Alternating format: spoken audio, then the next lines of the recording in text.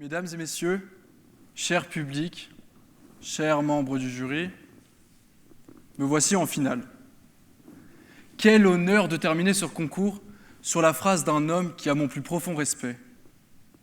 Jean d'Ormesson était un écrivain, journaliste et philosophe. Un homme remarquable et inspirant auquel je désire tout d'abord rendre hommage. Jean d'Ormesson était un grand expert, à l'aise sur tous les sujets. Aujourd'hui, Jean dort, mais au cimetière du Père-Lachaise. Qu'il repose en paix.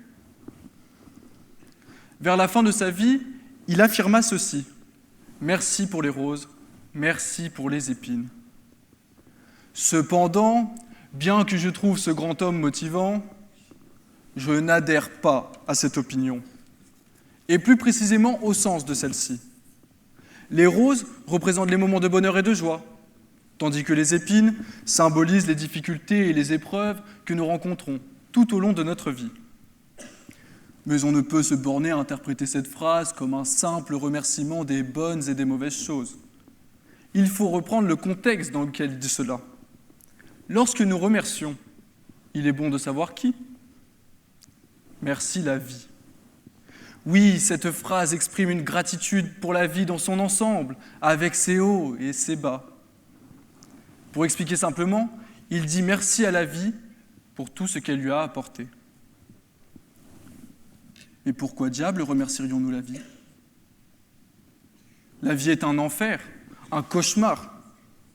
Notre société se dégrade, la haine se propage partout. Ceux que nous aimons si fort s'en vont tous avant nous. Les tragédies, les histoires noires qui se répètent, nos vies n'ont pas les trajectoires que l'on souhaiterait. Alors à Jean d'Ormesson, je ne donne pas raison. Je vous l'affirme, je ne veux pas remercier cette vie si pénible. Et quelle indignité de dire merci pour les épines. Dans l'extrait où le célèbre académicien prononça cette phrase, il justifia celle-ci par le fait qu'il n'a jamais cessé d'être heureux. Mais vous, avez-vous toujours été comblé de bonheur ? Nous ne sommes pas Jean d'Ormesson, grand bien lui fasse s'il fut heureux toute sa vie, mais ce n'est pas le cas de la majorité. Ce philosophe a toujours eu plus de chance, plus de liberté. À sa naissance, il savait qu'il serait propriétaire d'un château. Je ne suis même pas propriétaire de mon costume. Je ne dis pas que celui-ci n'a pas connu d'épreuves, bien sûr que si. Mais contrairement à lui, quand tout va mal, nous sommes dépourvus de tout. Il ne nous reste rien. Ni amour, ni gloire, ni beauté. Oui, il a connu l'amour. 55 ans de mariage, une fille, une petite fille. Quelle vie paradisiaque. 16 millions d'euros détournés par les deux tourtereaux dans des paradis fiscaux. Un vice de procédure lui a permis d'éviter les poursuites et lui a retiré une belle épine du pied. Je ne pense pas qu'il aurait dit merci pour celle-ci. Mais revenons à nos moutons. Nous ne voulons pas dire merci à la vie, car elle ne nous rend pas constamment heureux. Et prenez le cas extrême, celui d'un suicidaire. Doit-il remercier la vie pour ce qu'elle lui offre, alors qu'elle ne lui apporte que l'envie d'y mettre fin ? Non, bien sûr, il remerciera plutôt la mort de venir le chercher. Sa vie se termine par les épines. Il ne remerciera même pas les roses, qu'il a fini par oublier. Mais ne pas vouloir remercier la vie n'est pas la seule raison qui me pousse à m'opposer à cette phrase. Dans son explication de cette citation, il décrit la vie comme une vallée de larmes, mais aussi une vallée des roses, que les larmes et les roses sont indissociables. Quand on parle des unes, on doit parler des autres. En quel honneur devrait-on parler des larmes quand on parle des roses ?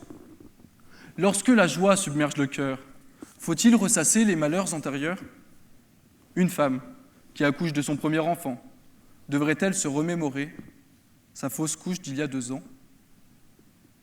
De la même manière, quand le malheur nous frappe, faudrait-il relativiser, songer aux instants de joie que nous avons pu goûter ? Absolument pas. Les roses et les épines ne font pas qu'un. Si elles étaient inséparables, je devrais remercier la vie pour les moments heureux et les moments désagréables. Je refuse de rendre grâce à la vie. Et je refuse de remercier quiconque pour les épines sous prétexte qu'elles sont liées aux roses. Mais surtout, remercier la vie pour les épines symbolise une forme de positivisme que j'exècre. Celui se voulant motivant, mais qui est niais, impertinent. Remercier la vie pour les épines revient à les concevoir comme des étapes inévitables, à accepter passivement la douleur au lieu de l'affronter. Il faut éviter les épines ou les couper pour avoir les roses. Se résoudre à les subir, voilà une idée peu subtile. Trouvez plutôt un subterfuge, ne vous laissez pas submerger, ou vous allez être super triste. Lorsque je déprime, je me rappelle que la vie n'est pas un lit de roses. Pour autant, je ne me résous pas à accepter les épines, cherche à les combattre, à devenir plus fort. J'ai longtemps échoué à donner mes avis. À mes 16 ans, je n'étais que celui qui suit l'opinion générale et qui ne prend pas de risques, car il a peur que l'on le juge. On m'appelait le mouton. Mais j'ai tout fait pour prendre confiance en moi et battre de mes propres ailes. Le mouton est devenu un faucon. Même si depuis que je suis sûr de moi, on me dit plutôt « t'es un vrai con ». Peu importe, je n'ai pas remercié ce manque d'assurance, je l'ai vaincu. Mais parfois, les épreuves sont trop difficiles pour les traverser. Il faut alors chercher une rose au milieu de ces épines. Être optimiste est une bonne chose, mais si vous restez réaliste, dire que les épines doivent être acceptées et remerciées, cela est contre-productif. Mais chercher les roses dans les épines, voilà une attitude qui permet de résister au malheur sans pour autant tomber dans le désespoir. Et je sais ce que vous dirait quelqu'un qui prône le remerciement des épines. Celles-ci sont source de motivation, de détermination, de sagesse, de compréhension, nous permettent de grandir et de devenir plus forts. Et pour appuyer ces propos, on vous donnera les citations bateau. Nietzsche, ce qui ne nous tue pas nous rend plus forts. Et Oscar Wilde, il faut avoir goûté le pire pour savourer le meilleur. Comment peut-on interpréter les propos de ces auteurs au point d'affirmer que l'on doit remercier la vie pour les épines ? Oui, elles nous rendent plus forts, mais êtes-vous fous pour rendre grâce à celle qui vous fait souffrir ? Les épines nous détruisent également. Je connais une histoire qui résume assez bien cela. Le petit Bastien était un enfant comme les autres, la peau bien lisse d'un nourrisson et un air assez polisson. Il était si joyeux lorsqu'il jouait. Ses journées étaient si belles. Mais le soir, quand il rentrait, son sourire disparaissait. Ses parents connaissaient une vie pleine de déboires. Pour résister à celle-ci, leur solution, c'était de boire. Mais l'alcool rend mauvais, et le pauvre enfant se faisait frapper violemment. Tout prétexte était bon pour le violenter. Le petit Bastien a passé son enfance à partir se coucher en sanglots, le visage ensanglanté. Hormis la violence physique, il y avait aussi la violence morale. Imaginez ce petit de 11 ans qui est considéré comme un échec, à qui on reproche tous les maux du monde. Ce petit ange ressentait la douleur dans son corps, mais aussi dans son cœur, à cause des coups et de la peur. Mais Bastien a grandi. C'est un homme fort maintenant. Lui qui fut brisé toute sa vie est aujourd'hui un homme respectable qui ne fera de mal à personne et dont la force mentale est un modèle. Lui qui a tant souffert plus jeune a forcément bien plus conscience de la valeur des roses qui représentent sa vie aujourd'hui, heureux avec une famille qu'il aime. Mais pour autant, doit-il remercier la vie de l'avoir fait souffrir, car aujourd'hui il est devenu fort ?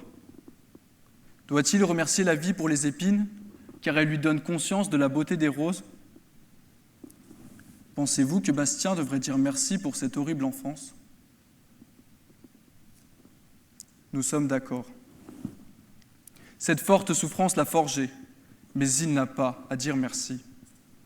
Il doit plutôt blâmer la vie, bien qu'elle ait créé son caractère. Contrairement à Jean d'Ormesson, je ne veux pas remercier la vie. Je ne loue personne pour les épines sous prétexte qu'elles sont liées aux roses, car j'estime que ce n'est pas le cas.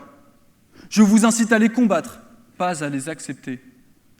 Et même si elles vous rendent plus fort, il ne faut pas leur rendre grâce. Cependant, Max Muller disait « Les épines n'ont pas besoin de remerciements, mais les roses en ont besoin. » Alors merci aux roses elles-mêmes plutôt que merci pour les roses. Et hormis la vie, on peut remercier un tas de personnes qui font de nous qui nous sommes. À moins que, comme les rappeurs, vous vous êtes fait tout seul. Je ne me suis pas fait tout seul et je ne suis pas ingrat.